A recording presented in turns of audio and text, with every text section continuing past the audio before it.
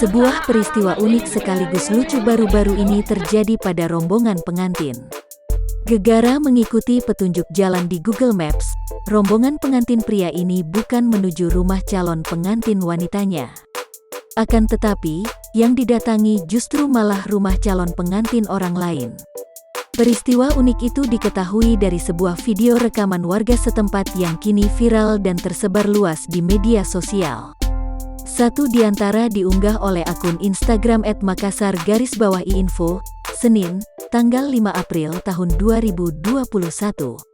Seperti ditampilkan dalam video tersebut, rombongan pengantin ini terlihat keluar dari salah satu rumah. Mereka juga membawa keluar barang-barang yang diduga merupakan seserahan untuk calon pengantin wanita. "Tamu salah alamat ini guys," kata seorang wanita dalam rekaman video viral tersebut.